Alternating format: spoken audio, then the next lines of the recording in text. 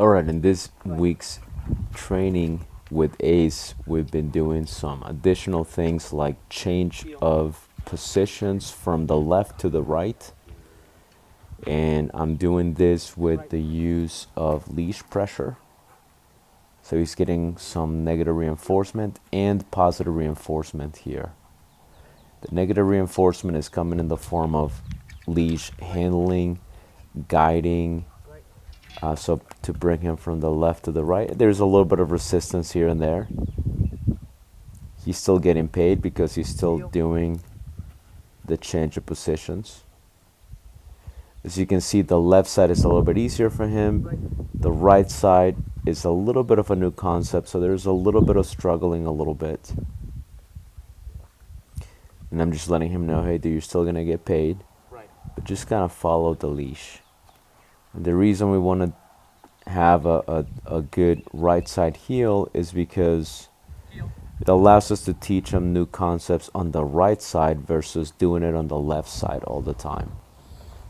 Additionally, some of the things that I've been touching on with him is starting to introduce him to the ForceRetrieve.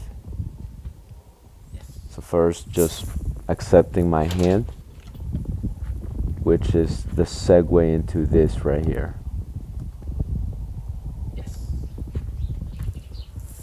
So first we started with the hand, then we move on to the neutral item, which is a PVC pipe. And this is a ForceRetrieve, a ForceHold. Basically, you're teaching the dog a behavior, just like teaching a dog to sit with leash pressure, with leash pressure or with pushing his butt down. This is the equivalent of that, but on a retrieve. We're basically letting the dog know we're gonna do it right, and you're still gonna get paid.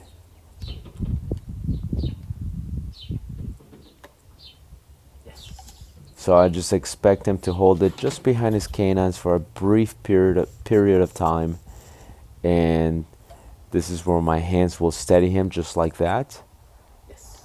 And when he gives me that little bit of steadiness, he gets paid. The reason I want to do this, he needs to understand the use of his mouth in different contexts, not just bite work. And the bite work is something we still want to do. So we're working on targeting with Ace right here.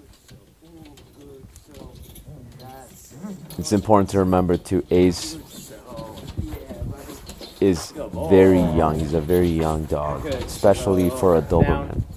He's he's still on the very young, almost puppy behavior. So for him doing bite work as well as he's doing it with a nice pushing grip, that's amazing.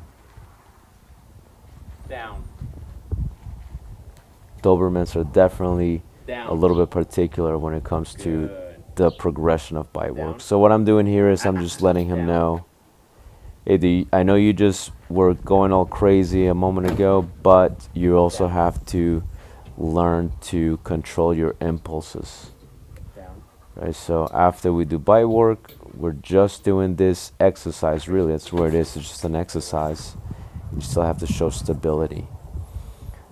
So on top of that, again, these are all different training sessions, by the way. It's not like I went from bite work, from retrieve to bite work to retrieve. These are different sessions.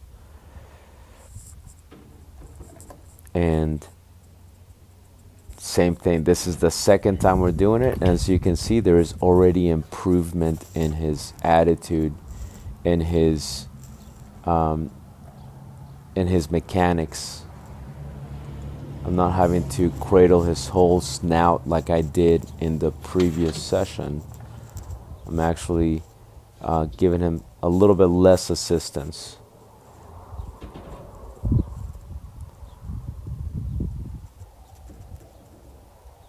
And there are other ways to do this. Obviously, we could do this through motivational retrieve. A lot of people like motivational retrieve. I've done motivational retrieve, but the benefit of doing it like this is right from the beginning, you're letting the dog know you're still going to get paid, but it's a must. It's fun, but it's also a must.